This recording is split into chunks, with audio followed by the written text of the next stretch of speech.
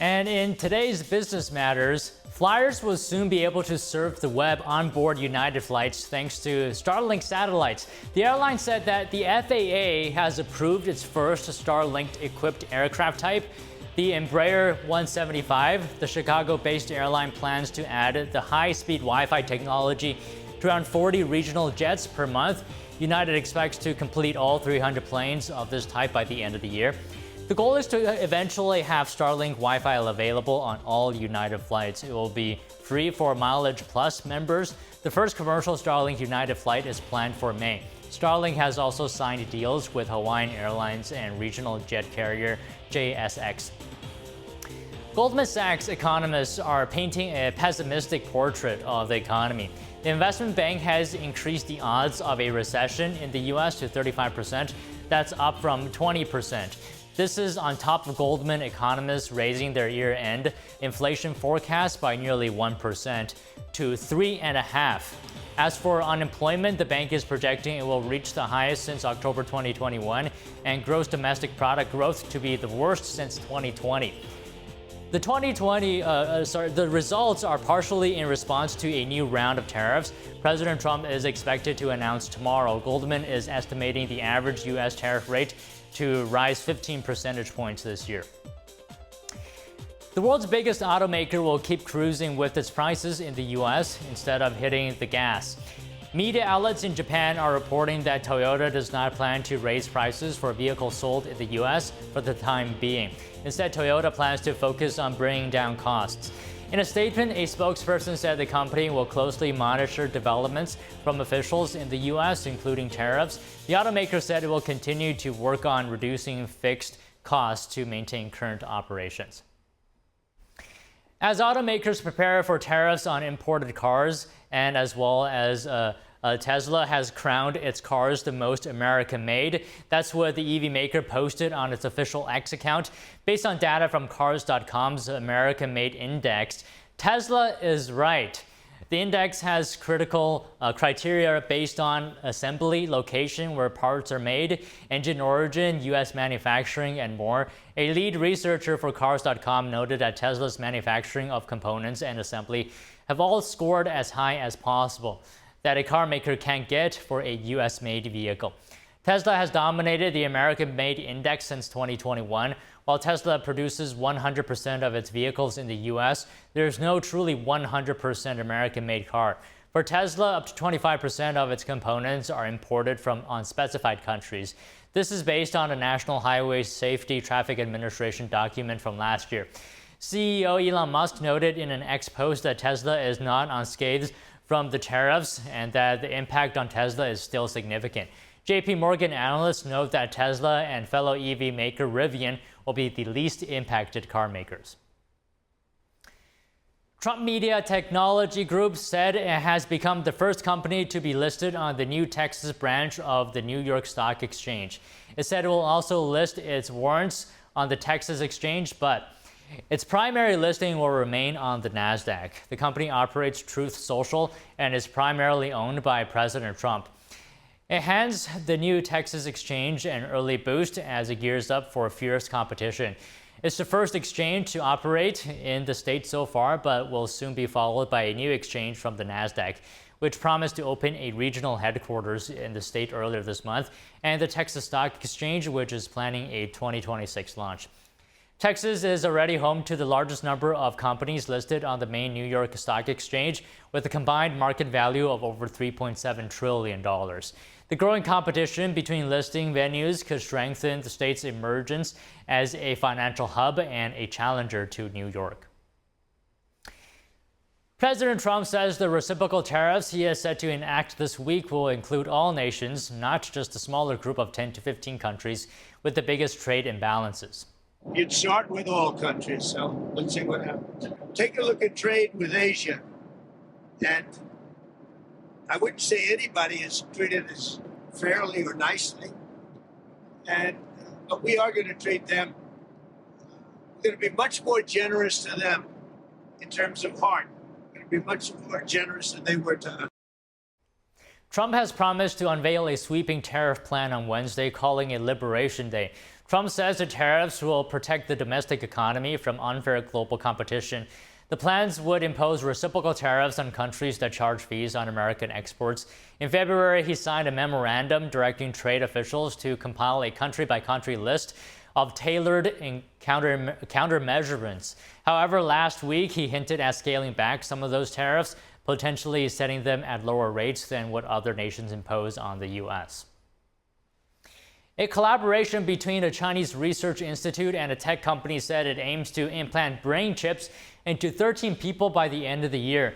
If it happens, the project would overtake Elon Musk's Neuralink in collecting patient data.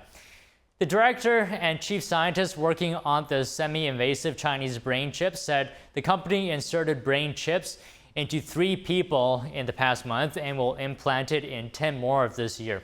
One of the companies is Beijing-based Chinese Institute for Brain Research, and the other is China's state-owned New Cyber Neurotech. The director said next year's plans are to begin formal clinical trials on around 50 people. U.S. brain-computer interface company Synchron, whose investors include Jeff Bezos and Bill Gates, is currently the global leader in terms of human trials with 10 patients. Elon Musk's Neuralink currently has 3 people with its implant. It looks like fans are closer to having an answer on whether or not Denzel Washington will appear in the next Black Panther movie. And Forrest Gump gets a small revival via Tom Hanks' son. Take a look. It's a great honor to be honored by him. Back in November, Denzel Washington said he would play a part in Black Panther 3, which Marvel has yet to announce. Now Ryan Coogler, the director of that series, telling the Nightcap podcast, "I've been dying to work with Denzel, and I've got every intention of working with him on that movie. As long as he's interested, man, it's going to happen."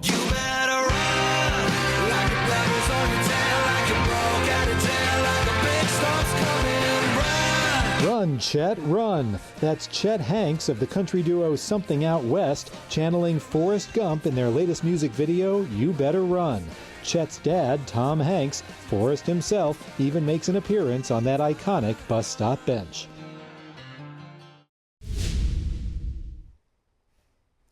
People in the U.S. are moving a lot less frequently than they used to. According to Redfin, the average homeowner stays in the same home for 11.8 years. In 2005, it was just 6.5 years, but that number can vary significantly. In California, it's nearly 20 years. The reasons why are pretty simple. Homeowners with low-interest mortgages don't want to take on new loans with higher rates to purchase another home. And in California, property taxes are only allowed to increase 2% per year as long as you own your home. But if you buy a new one, it resets to current values, and you can end up paying way more money in taxes. The company behind James Bond's car of choice will raise millions of dollars to help it through sales struggles and pending tariffs. Here's more. Aston Martin shares zoomed up on Monday. Investors got excited after the luxury automaker announced it would raise close to $162 million. It plans to do so through funding from its chairman Lawrence Stroll and the sale of its stake in the Formula One team he owns. Aston Martin may be British spy James Bond's car of choice, but that hasn't helped it in recent times. Delivery delays and weakening demand in China have hurt the British company, and it's been forced to cut 5% of its workforce. The equity raise is Aston Martin's 7th since Stroll took over 5 years ago. He's invested around $776 million in Aston Martin so far. His U-Tree consortium will invest a further sum of about $68 million by purchasing 75 million shares. Stroll said in a statement the investment should greatly reassure shareholders. The deal will increase his stake to about a third from just under 28%. It added that the sale of a stake in the Aston Martin Aramco Formula One team would help it realise a premium to the current book value of about $95 million. The automaker could also feel some pain from US President Donald Trump's tariffs on imported vehicles. It's forced Aston Martin to now forecast modest growth in annual car volumes. That's compared with its earlier forecast of mid-single-digit percentage growth. The US contributed more than a third of Aston Martin's revenue last year. A crew of 4 passengers is set to travel aboard a SpaceX capsule to Earth's frigid north and south poles. It will mark the first time humans have flown such a mission. Cryptocurrency billionaire Chung Wang will be joined by a Norwegian film director, a German robotics researcher, and an Australian adventurer. The group is slated to lift off from a launch pad in Florida tonight. They're expected to spend 3 to 5 days in space gathering health data before returning home with a splashdown landing off the coast of California. Wang financed the private mission. It's not known how much he paid. President Trump says a deal to sell TikTok will be struck before the deadline on Saturday. Chinese company ByteDance owns the short-form video app. Trump set the deadline back in January for it to find a non-Chinese buyer or face a U.S. ban on national security grounds. Here are the details. Trump told reporters on Air Force One on Sunday that interest in TikTok was high. We have a lot of potential buyers. There's tremendous interest in TikTok. The decision is going to be my decision, as you know, through Congress. They've given me the power to make the decision. I'd like to see TikTok remain alive. TikTok did not immediately comment. Washington says TikTok's ownership by ByteDance makes it beholden to the Chinese government, and that Beijing could use the app to conduct influence operations against the United States and collect data on Americans. Trump previously said he was willing to extend the April 5th deadline if an agreement over the social media app was not reached. TikTok's future has been up in the air since a 2024 law required ByteDance to divest TikTok by January 19th. And a food manufacturer has pulled more than 212,000 pounds of egg substitute from store shelves because the products could contain bleach. The items included in the recall are 32-ounce cartons of Egg Beaters Original, Cage-Free Original, and Cage-Free Original frozen liquid egg substitutes with certain use-by dates. Bob Evans' Better Than Eggs, made with real egg whites, is also part of the recall. The recalled items have G1804 on the carton.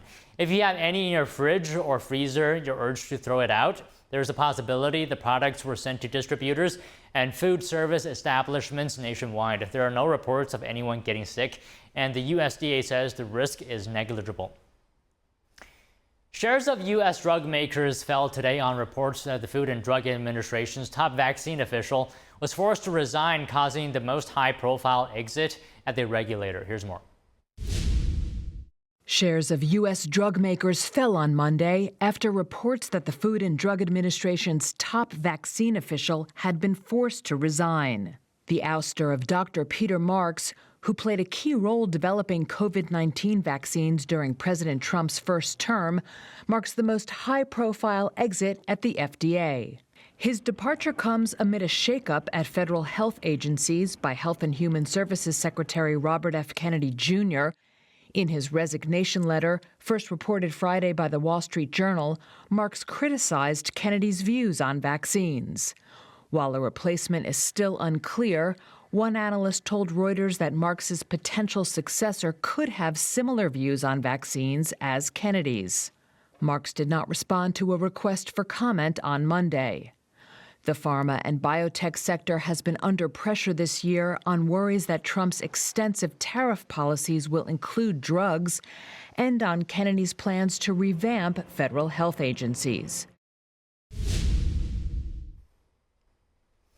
China is banking on billions to boost up its overall economy. The country's 4 largest state-owned banks announced that they plan to raise a combined $72 billion in private placements from investors. Private placements is the sale of stock shares or bonds to investors and institutions instead of selling to the public. Major banks in the world's second-largest economy have reported flat annual profits and lower margins. That's because the economy as a whole has been sluggish, partially dragged down by the struggling property sector. Chinese banks' profitability is expected to be further squeezed by potential cuts to key interest rates this year. France has fined Apple over a privacy feature on iPhones. It's a pop-up window that appears when you install a third-party app and lets you opt out of being tracked. France's competition authority says this feature makes it harder for smaller apps to survive without charging consumers. And TD Marshall breaks it down for us. When you download a third-party app on an iPhone, a privacy control feature pops up. I'll just demonstrate with a random top 10 app here. It forces apps to obtain permission before collecting data to target users with personalized ads. Apple calls the feature ATT, or App Tracking Transparency. This is what prompted the French Competition Authority, France's antitrust watchdog group, to fine Apple 150 million euros or 162 million dollars on Monday. It ruled that the way in which the app tracking transparency was implemented was neither necessary nor proportionate to Apple's stated objective of protecting personal data. But what does that mean? NTD asked tech expert Burton Kelso to break down this complex case. Is basically saying that they think that Apple has an edge up as not only the creator of the operating system, but also the fact that they are running the App Store. And so Apple can push its own apps out and not be scrutinized, whereas other app manufacturers don't have that same ability just to post an app and to get free reign of what happens once their app is uploaded to the App Store. While the feature was designed to tighten up privacy, it faced criticism from big tech rivals that it would make it harder for smaller apps to survive without charging consumers. Basically, a polite way of saying these apps need to sell people's data to survive.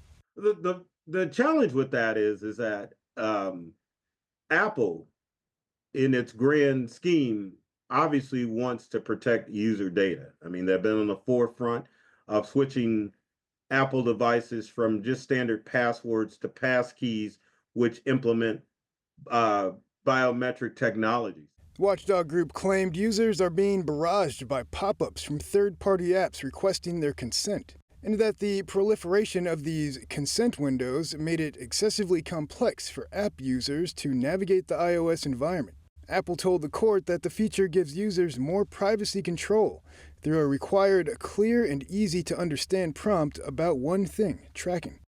Sean Marshall, NTD News. Florida Governor Ron DeSantis wants to ease the tax burden on property owners in the Sunshine State. Here's more on what the governor had to say about the proposal during a press conference in Orlando. We want to have a constitutional amendment on property taxes, and that's going to require a lot of effort. It's going to require us to do the DOGE through the balance of this year so that voters see that this can actually be done and that they have an ability to both shrink their own budgets but also shift tax burdens to our tourists and our non-Floridians. And I can tell you, it's like people say, oh, people aren't going to come to Florida for this reason, this reason, this reason. It's like, they said the Canadians weren't going to come. And I'm with my kids. We were down in spring break, and we're at Legoland, and all these people coming up to me for pictures, which is fine. I normally do that. And I'd say like 80% of them were Canadians. And I'm like, I thought you guys weren't coming to Florida anymore. Oh no, we love Florida. No, so we're going to continue to be a destination, and we are excited about doing that. The governor added that the plan could provide $1,000 in cuts on average for every Florida property owner. DeSantis also took to X, writing, quote, property taxes effectively require homeowners to pay rent to the government. The Florida Republicans said another proposal in the Florida House would provide $5 billion in sales tax cuts annually. And Wallet Hub analyzed Q4 2024 data from the 100 largest U.S. cities to identify where residents struggle the most with debt, considering both the percentage of delinquent accounts and the share of total overdue loan balances. So joining us now to talk about debt delinquency in the U.S. is Chip Lupo, analyst at Wallet Hub. So Chip, good afternoon. Let's start with the basics here. Talk to us, when is someone actually considered delinquent on their debt? Well, good to be with you, Don. Someone is considered delinquent. That occurs when you fail to make your monthly payment. Usually if one billing period lapses without a payment, that's when you're considered delinquent. Now, that's different from a missed payment, because if you miss a payment, if you're maybe 2 or 3 days late, you can still make that payment. You'll be charged a late fee maybe if the credit card charges one, but there won't be any effect to your credit score. It's just considered a late payment. And how does being delinquent specifically impact someone's credit score, and how does it impact one's daily life? Well, if you're delinquent on your credit card payments, that's going to cause some significant damage to your credit score, because one of the key factors that the credit bureaus look at, or when an issuer or the lender will look at when they're looking at your credit report, is your payment history. And if you have a track record of delinquent payments, that's going to seriously damage your credit score. Now, the effect that that would have is that if you have a low credit score, you're going to have trouble obtaining credit, any type of loans or any type of credit accounts.